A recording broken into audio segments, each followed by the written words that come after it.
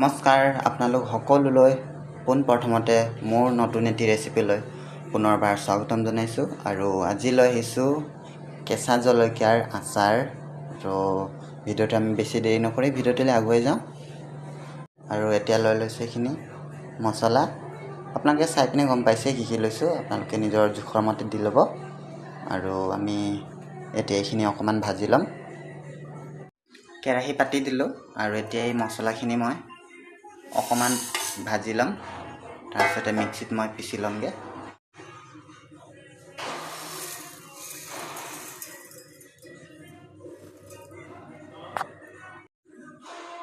এইখিনি পিচি ল'লোঁ মই মছলাখিনি ধুনীয়াকৈ। আপোনালোকে এনেধৰণৰে পিচি ল'ব। কেৰাহী বহাই দিলোঁ আৰু এতিয়া তেলখিনি মই গৰম কৰি ল'ম। আপোনালোকে নিজৰ জোখৰ পৰিমাণে তেল লৈ ল'ব। তেলখিনি গৰম হৈ আহিলে আৰু এতিয়া মই গেছটো অফ কৰি দিম। তেল গৰম হৈ গ'ল, মই নমাই ল'লোঁ আৰু এতিয়া মই কাটি থোৱা জলকীয়াখিনি দি দিছোঁ ইয়াতে গৰম তেলতে। আপোনালোকে জলকীয়াখিনি এনেধৰণৰ সৰু সৰু কাটি ল'ব, কিন্তু দেই ফালি ল'বও পাৰে।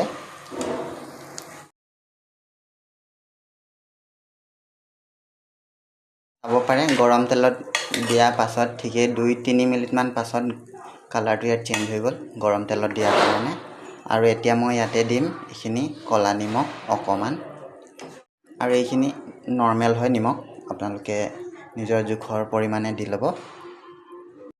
আৰু এইখিনি ৰঙা জলকীয়া গুড়ি অকণমান দিছোঁ, বেছি দিয়া নাই অলপমান দিছোঁ, এনেকৈ 1 চামুচ জোখৰ হ'ব। এইখিনি এতিয়া মই ভালদৰে মিক্স কৰি ল'ম। ক'লা নিমখ দিলে কি হয়, ইয়াৰ টেষ্টটো অকণমান খাবলৈ বেলেগ হ'ব।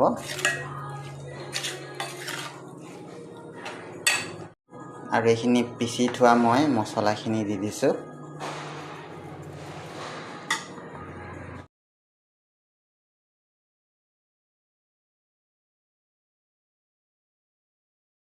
এক চামুচ জোখৰ হালধি গুড়ি দিছোঁ। এইখিনি এটা মই ভালদৰে মিক্স কৰি ল'ম।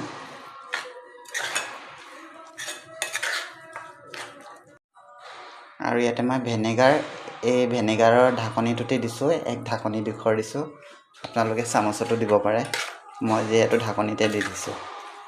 আৰু এইখিনি ধুনীয়াকৈ মিক্স কৰি দিম। আমাৰ আচাৰখিনি হৈয়ে গ'ল।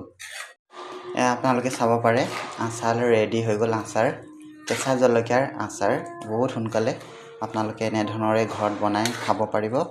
আৰু মোৰ ভিডিঅ'টো যদি আপোনালোকে চাই ভাল পায়, লাইক কমেণ্ট ছাবস্ক্ৰাইব কৰি দিব। আৰু মই আজি ভিডিঅ'টো ইমানতে শেষ কৰিছোঁ। অন্য নতুন এটি ৰেচিপি লৈ পুনৰবাৰ আহিম। আজিলৈ আহিছোঁ আৰু ভিডিঅ'টো আপোনালোকে সম্পূৰ্ণভাৱে চোৱাৰ বাবে ধন্যবাদ। আজিলৈ আহিছোঁ, নমস্কাৰ।